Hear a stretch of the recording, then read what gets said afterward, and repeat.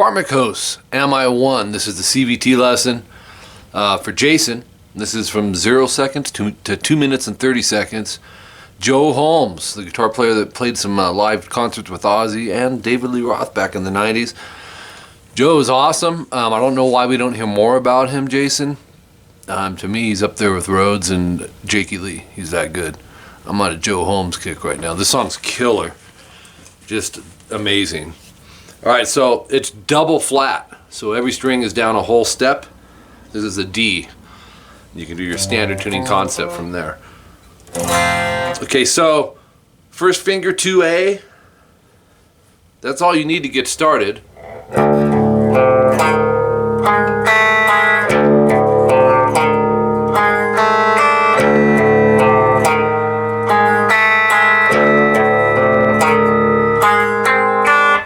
That's going to be section 1. It plays up to 34 seconds because it does it 3 times.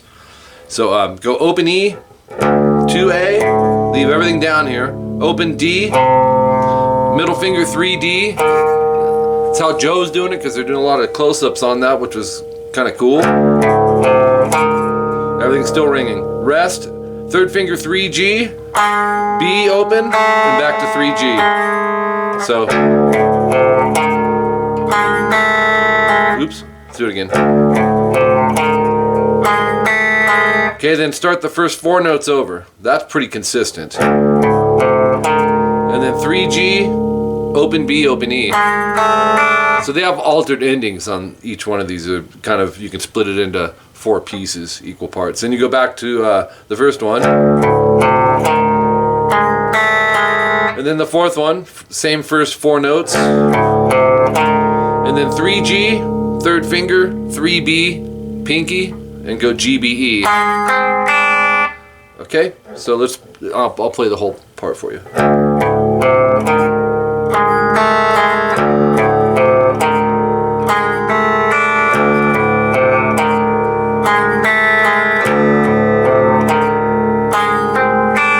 It's got that eerie heaviness of like Slayer, except Joe Holmes is just a beast. He's phenomenal. Okay, section 2 comes in, distortion for the rest of this. 18th fret on the low E, not critical. I like to grab all the little things, but it's just a slide in. You slide it to around fret 5. Okay, wait, try that again. This part's pretty bizarre, crazy.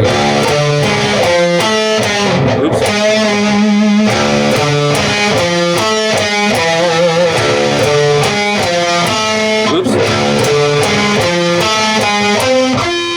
And then the fourth one. And there's some variations of that the tabs will really explain to you, but try to follow this same fingering Joe's using. Open E, third finger 12E, pinky 13A. Okay, middle 10A, first finger 9D, and then go pinky 13A, half step, bend, release, vibrato. So that sounds like this.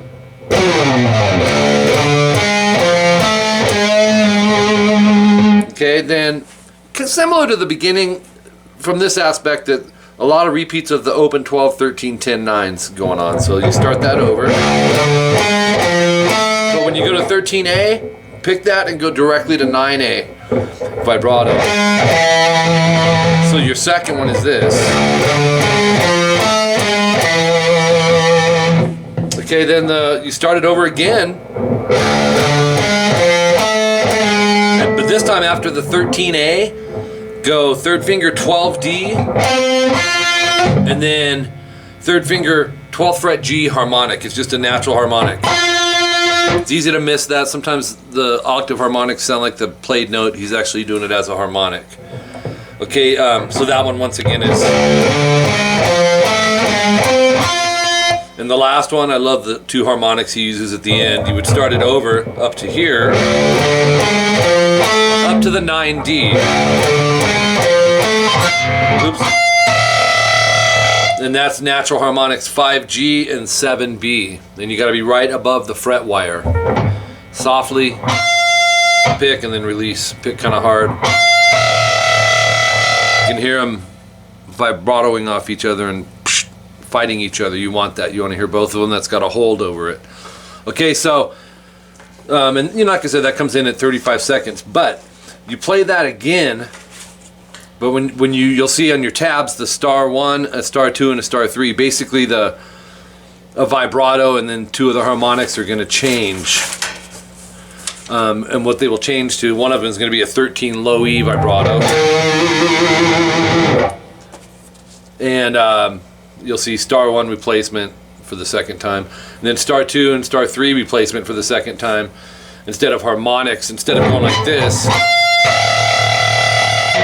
he's going to build this 2 concept, is what I call it, but at 57 seconds by going 13, 12, A and D, 9D, 9G as a hold, 12, 12, D and G barred with the pinky, so naturally that's a hold. So we have, oops, lost it.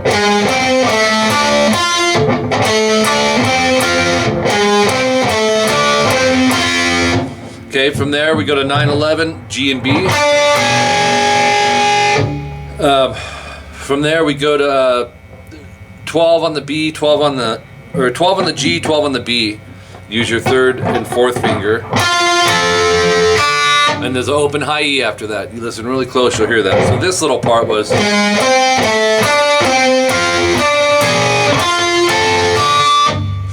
That's that part. Okay, then section 2, 1 time, no *2, no *3. In place of that, you're doing some other natural harmonics. You know, the first time through we had. This time it's 7 on the E, 7 on the B. Like I said, when you have your tabs, that'll all make sense. From there, we continue on with open, like the main hook, open 12, 13, 10, 9. But this time, he doesn't have a whammy on the bar, or a bar on the whammy, said that backwards, but he grabs behind the tail. I'm sure you gotta have a whammy on yours, but you would go just kind of slight, push the bar down about 1 inch, bring it back up. Randy did those a lot, like Suicide Solution and stuff. Okay, then back to the main hook.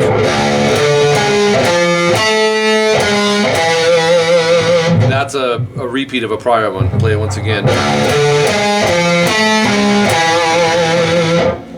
No, 13, 11. No, that's supposed to be a 9. I gotta adjust that, I believe. Yeah, that's a misprint. I gotta fix that. It's gonna be a 9 or 11E. Maybe that's the one. Yeah, it's up top on that one, Jason. You go.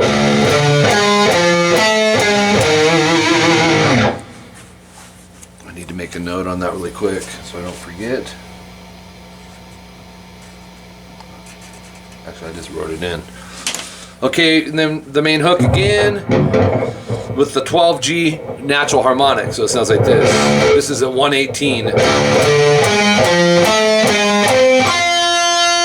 Okay, main hook again. It's got a long climb on it though. Let's see. 13A and then 12D. 9, D and G. That's the same as before, right? On the big climb. All the way up to that 9, 11. And actually up to here, 12G, 12B. Last time we caught an open high E. This time we're going, oops. 11B, 10E. And then we move on to page 3 and continue that up. Barred 12th fret, B and E. It's a hold to 15. So 17B, 3rd finger, 18E, pinky. So at the top of page 3, this is what you're looking at so far. And then take that shape and move it a half step sharp up to 18 and 19 on the B and E. Hit those two together in vibrato.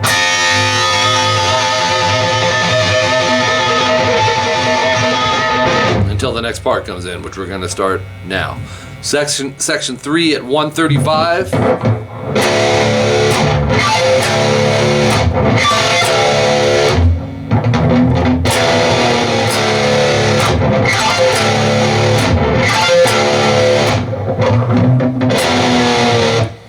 Killer. It's just heavy in your face. Power chord, open E, 2A, and then palm mute the open E. Okay, this part's like if you're doing sweep picking. I don't know, Jason, if that's something that you've gotten into much, but it's natural harmonics that he's using. 5th fret, E, B, G, and D. So kind of working as a bar and go. And then you're gonna do that twice. And then come back to the power chord. 2, 3. And then 1 E, 3A, but it's a half step pre-bend release. So you gotta bend it first. I got thick strings on this, so you're gonna go. And bring that, release that power chord to its natural pitch. Start over. Again on the bend. And that's it for section 3. Like I said, that goes 2 times. Section 4 comes in at 149. It's just kind of a build off of that. And you'll hit the power chord. Let's see, it'll go.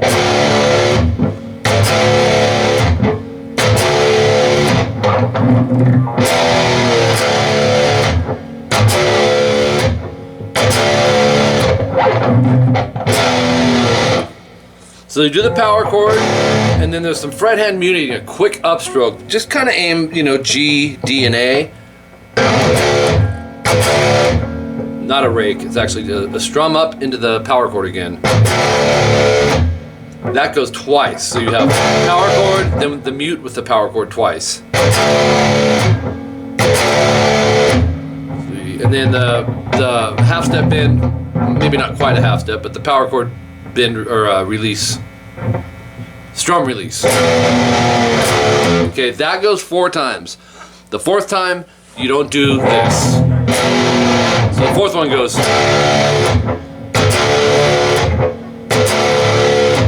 That's it. And then section 5 comes in. Now you said go up to 220.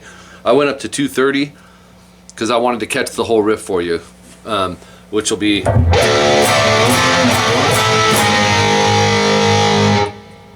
And then it'll go.